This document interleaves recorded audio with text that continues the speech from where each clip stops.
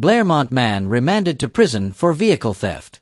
Newsroom Dinesh Prasad, a 28-year-old resident of Blairmont, West Bank Burbus, has been remanded to prison following charges of theft involving a vehicle belonging to contractor Ramsh Dasrat of D. Edward Village. Prasad appeared before the Blairmont Magistrates Court on Monday, where Magistrate Ravindra Mohabir presided over the proceedings. The court was informed that the alleged theft took place on December 26, 2024, when Prasad unlawfully took possession of a fielder wagon, license plate PG 8827, valued at $3.2 million. Following an investigation, the stolen vehicle was located on New Year's Day in Diamond, East Bank Demerara, where it was found in Prasad's possession. During the court proceedings, Magistrate Mohabir denied the bail application, leading to Prasad's remand in custody. He is scheduled to return to court on January 28, 2025, for further proceedings regarding the theft charge. The Guyana police force continues to emphasize the importance of community vigilance and cooperation in combating crime. Cotton Tree man remanded over alleged manslaughter of brother. Newsroom, Deepak Bacchus, a 27-year-old resident of Cotton Tree, West Coast Burbus, has been remanded to prison following his arraignment for the alleged manslaughter of his brother, Kiran Bacchus, also a mason from the same village. Deepak appeared before Magistrate Ravindra Mohabir at the Blairmont Magistrates Court without legal representation. He was not called to enter a plea regarding the serious charge against him. After consideration of the grave nature of the accusation, the court denied his bail request. Deepak is scheduled to return to court for further proceedings on January 28, 2025. According to police reports, the incident occurred around 1:30 hours on January 1, 2025, when Deepak allegedly prevented Kiran's wife, Sita Church N, from entering their yard, leading to a physical confrontation between the two brothers. During the altercation, Kiran sustained injuries that resulted in bleeding from his nose and left him dazed. He was transported to the New Amsterdam Public Hospital, where he succumbed to his injuries while receiving treatment. Sita informed investigators that Kiran had suffered a head injury in 2015 in Trinidad due to an attack, which required surgical intervention. Following Kiran's death, Deepak was arrested. In a subsequent video interview, he provided a different account of the events, claiming he was at home when he saw Kiran and Sita attempting to force down their front gate. Deepak alleged that Kiran attacked him, leading to a struggle that caused Kiran to fall. He stated that while Kiran was on the ground, he struck him twice and then noticed blood coming from Kiran's nose. Deepak claimed that he, along with his mother and a driver, took Kiran to the hospital. A post-mortem examination conducted on January 2 revealed that Kiran died from asphyxia, with blood found in his airway. The investigation is ongoing as authorities seek to uncover the circumstances surrounding this tragic incident. Old Demerara Harbour Bridge will not become scrap iron, Minister Edghill. The government of Guyana is progressing with the development of the new Demerara Harbour crossing, a 4-lane high-span bridge set to alleviate traffic congestion upon its completion by August 31, 2025. Public Works Minister Juan Edghill has assured the public that the existing Demerara Harbour Bridge will not be discarded as scrap iron. During a press conference held over the weekend, Minister Edghill emphasized that while no final decision has been made regarding the future of the old bridge, there are numerous productive options being considered for its use. The existing bridge will not become mere scrap iron, Edghill stated. We are exploring various possibilities for its productive application. Among the potential uses mentioned by Edghill are connecting the islands of Laguan and Wakenam, or repurposing the bridge for locations such as Kwakwani or across Kange Creek. He asserted that no matter the decision, the bridge will continue to contribute to the development of Guyana. The government remains committed to maximizing the utility of existing infrastructure while enhancing the nation's transportation network. Opposition parties to meet mid-January on possible coalition for 2025 elections. News source Guyana. Leaders of the opposition political parties are set to convene in mid-January to discuss potential collaboration ahead of the upcoming 2025 general and regional elections. Aubrey Norton, leader of the People's National Congress Reform, PNCR, confirmed the plans for the meeting during a press briefing on Friday. While specific details are still being finalized, the discussions are expected to pave the way for a united opposition front. All the parties will get together and decide what they do. It is not for me to say whether we will do it alone or together. That decision will be made collectively by all involved parties, Norton stated. Notably, 2 years ago, the Alliance for Change, AFC, formally withdrew from the multi-party coalition with the APNU. Norton indicated that the AFC is open to rejoining the coalition, provided a new agreement is established prior to any coalition arrangement being finalized. "We believe that a united front can help us regain the seat of government," he added, expressing his party's willingness to collaborate with the AFC and other opposition entities. The Working People's Alliance has also emphasized the critical need for opposition unity as the Guyana Elections Commission gears up for the elections. Norton reaffirmed his commitment to engaging with all opposition political parties, including the AFC and others within and outside the APNU alliance. The outcome of this meeting could significantly impact the political landscape leading into the elections. CCAC launches investigation into cooking gas incidents, urges consumer safety. The Competition and Consumer Affairs Commission, CCAC, has initiated an investigation following recent incidents involving critical injuries to consumers and significant property damage linked to a specific brand of cooking gas. The Commission expresses its heartfelt compassion to those affected and their families during this challenging time. The CCAC would like to remind suppliers of goods and services of their obligations under Part 10, Section 78 of the Consumer Affairs Act No. 13 of 2011. This section stipulates that a. No person shall supply consumer goods or services that fail to meet general safety requirements.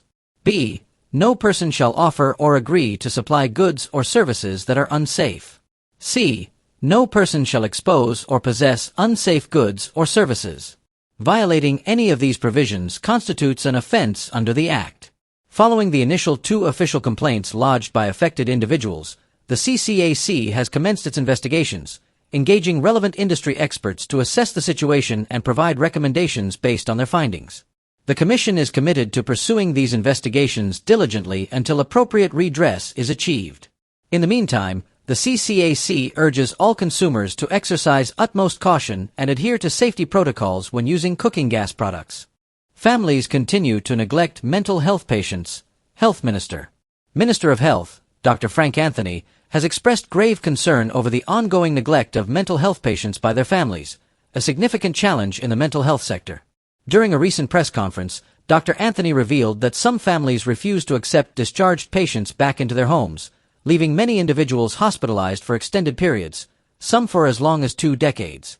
To address these issues, the government is introducing a new mental health protection and promotion law, which aims to modernize mental health services.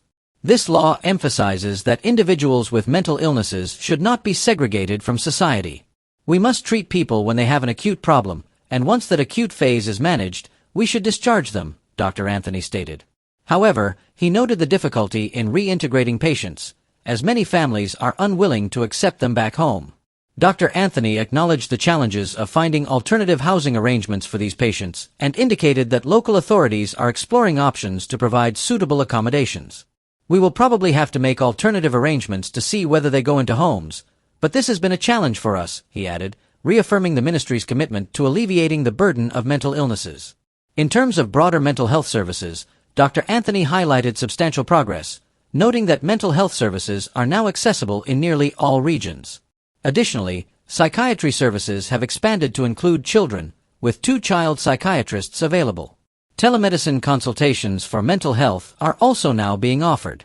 Furthermore, the ministry is developing a comprehensive mental health strategy with the assistance of a consultant from India, aimed at enhancing mental health care across the country. DPP requests CCTV footage in BBP fatal shooting investigation. Guyana Times. The Director of Public Prosecutions, DPP, has formally requested access to the CCTV footage from the shooting incident that occurred at Les Beholden, Blackbush Polder, Region 6, East Berbice Quarantine, resulting in the death of 29-year-old Yagnan Chetram 2 Sundays ago.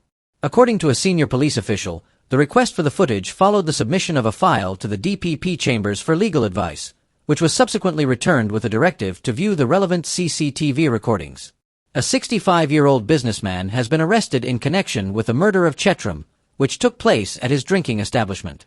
Reports indicate that Chetram and his brother had entered the T. Ramnarine store but were asked by the owner to leave, a request they reportedly refused. Chetram's wife, Roshni Bacon, shared that her husband had left home around 4:30 a.m. to spread fertilizer on a rice field and later visited the shop to break larger notes into smaller denominations for equitable distribution among workers. After not hearing from her husband for an extended period, Roshni attempted to contact him, only to be informed that he was still in Black Bush Polder. Concerned about his prolonged absence, she went to search for him, but upon arrival at the scene, found no one present and the shop's gates closed. The businessman involved in the incident asserted that an argument had erupted among patrons in the beer garden, leading to Chetram and others allegedly breaking bottles and making threats. He claimed that in the ensuing altercation, he was pushed to the ground, prompting him to draw his firearm in self-defense, firing 2 rounds that struck Chetram, who subsequently collapsed. Police recovered 2.32 spent shells at the scene, one inside the shop and another near the gate. The police are expected to present the CCTV footage to the DPP chambers later this week, after which a decision will be made regarding further action in the case. No intention to repossess unmaintained/overgrown lands in communities, Minister Croal. Minister of Housing and Water Colin Croal has clarified that the government has no plans to repossess unmaintained and overgrown lands in well-developed communities, despite the challenges these properties pose for residents. During a recent press conference, Minister Croal addressed concerns regarding the prevalence of overgrown lands, particularly in the Diamond/Grove housing scheme on the east bank of Demerara. He acknowledged the issues faced by residents, stating, "We have a department that sends out letters to persons to encourage construction, etc., and that is as far as we have been going." Croal noted that local authorities have expressed their frustration over the situation, but emphasized that these entities have the legal authority to take action. They have an arm of the law that they can apply whereby they can have such debushed or cleared, and then they can put that towards the taxes, he explained. The minister highlighted the complexities involved in repossessing these lands, as many individuals already hold ownership or titles to the properties. This government has not repossessed any land, and we don't intend to do that, he affirmed. The presence of unmaintained and overgrown properties not only detracts from the aesthetics of developed communities, but also raises concerns about pest infestations and security issues for residents. Top cop warns police ranks of misconduct while on duty. Guyana Times. Police Commissioner Clifton Hicken has issued a stern warning to members of the Guyana Police Force, GPF, regarding the importance of professionalism and conduct while on duty. Speaking to over 500 ranks at the police officers' Messinex in Eve Leary last week, Commissioner Hicken emphasized that all officers are under constant scrutiny as representatives of the GPF. You are ambassadors of the Guyana Police Force. Your conduct, appearance, and punctuality reflect not just on you but on the entire institution. Any lapse in these will be handled appropriately, Hicken stated, urging officers to adhere to the highest standards of behavior. The meeting, which included members of the Executive Leadership Team, ELT, focused on the plans and expectations for the force in 2025. Commissioner Hicken and his deputies outlined a vision for continuous development, highlighting the need to improve human resources through academic and police-related training, enhance physical infrastructure, advance technology, and strengthen community ties across Guyana. Hicken underscored the progress made in fostering community relations, stating, "We're doing well, but we can do more. This is the first time in the history of the GPF that we can walk into any community, any region, and interact with members of the public. This initiative is one that must be maintained and will be maintained." He also addressed the long-awaited promotions list, assuring ranks that it would be released soon. "I don't need to tell you when, but it's going to come very soon. You're going to have your promotion," he said, while reminding them that promotions would be rolled out gradually. In closing, Commissioner Hicken reaffirmed his commitment to the force's advancement, declaring, "This Guyana police force will continue to progress until we become the best police force in the Caribbean." The meeting served as a rallying call for the GPF to pursue its goals for 2025, while holding its members accountable as custodians of the law and stewards of public trust. Guyana's first 24-hour animal hospital set for March opening. Guyana Chronicle. Guyana is poised to enhance its veterinary care services with the upcoming opening of the Animal Kingdom Pet Care and Veterinary Services Hospital in Mon Repos, East Coast, Demerara. This facility, the first of its kind in the country, is set to operate 24 hours a day, addressing a critical need for comprehensive veterinary care. With an investment exceeding $1 million, the hospital aims to provide a wide range of services tailored to both pet owners and farmers, prioritizing affordability and quality. It is scheduled to open its doors in March 2025. Dr. Nardio Basudio, a key figure behind the establishment of the hospital, described it as a dream come true, highlighting the essential services that have long been unavailable locally. "As soon as we get all the logistics up and running, we will be able to start our first 24-hour hospital here in Guyana, which is much needed," he stated. The facility is designed to address various medical and surgical needs, equipped with advanced technology for oncology, cardiology, infectious diseases, and life support care for animals. Key features include a pharmacy and pet store, examination and consultation rooms, a radiology room for X-rays and ultrasounds, an admission department and high-dependency unit with ventilator support, an infectious disease ward. Dr. Basudio emphasized the importance of hygiene and disease prevention in the hospital's operations, which include a disinfection and sterilization room for surgical preparation. In addition to catering to household pets, the hospital will support cattle and livestock farmers by providing diagnostic testing, specialized medicines, and essential veterinary products. Dr. Basudio reassured stakeholders that the facility is committed to offering quality products sourced from reputable international suppliers. Despite challenges in sourcing quality products, the project has progressed significantly, aided by local partnerships and financing. I would say that most of our capital here came from a loan from GBTI, Dr. Basudio noted, expressing gratitude towards supporting companies. Accessibility remains a primary goal for the hospital, with a focus on providing affordable yet quality services. We want to ensure that the facility and services we offer are dependable and reasonably priced, he stated. As the opening date approaches, Dr. Basudio is forging partnerships, including a collaboration with the Guyana School of Agriculture, GSA, to recruit students for hands-on experience in veterinary medicine. This initiative will enhance educational opportunities and contribute to the development of skilled professionals in the veterinary field. With the official launch on the horizon, the Animal Kingdom Pet Care and Veterinary Services Hospital represents a significant advancement in veterinary care in Guyana, setting a new standard for animal health and well-being. 81 cases disposed of in Demerara October Assizes. The Demerara High Court has made significant progress in reducing its backlog, with a disposal of 81 cases during the October criminal assizes held in Georgetown. The session began with 183 criminal cases listed for hearing. Presided over by Justices Navindra Singh, Joan Barlow, Sandal Kissoon, Peter Hugh, Sherdell Isaacs Marcus, and Damone Young, the assizes saw the state successfully conclude 81 matters, with 45 of these presented in the High Court. Notably, the cases included 21 for murder, 3 for manslaughter, 15 for attempt to commit murder, with alternative counts of felonious wounding and wounding with intent, 6 for sexual offenses. The prosecution was spearheaded by state counsels, including Mohammed Muntaz Ali, Christopher Belfield, and Madana Rampersad, who handled various cases across the justices. The outcomes of these proceedings included 8 convictions, 19 guilty pleas, 7 formal verdicts of not guilty, 11 jury verdicts of not guilty, 3 hung juries, 1 quashed indictment. In total, 52 accused individuals were involved in these trials. Additionally, the Director of Public Prosecutions, DPP, announced that 36 matters were nolle prosequi, not prosecuted, with reasons including the death of complainants or accused persons and the unavailability of main witnesses.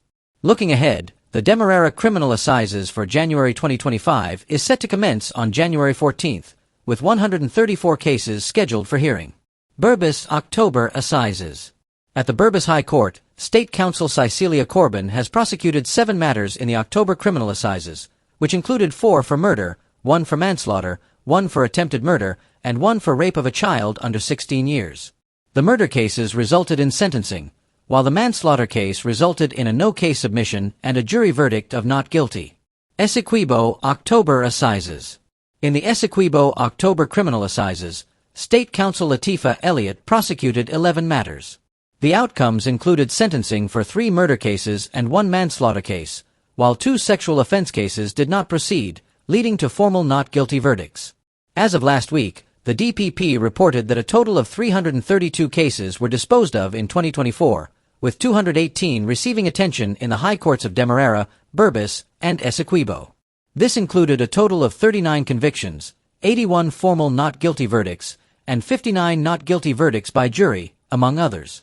The DPP chamber also made significant strides, including a notable case at the Caribbean Court of Justice, CCJ, which resulted in a life sentence for an appellant previously sentenced to 81 years in prison.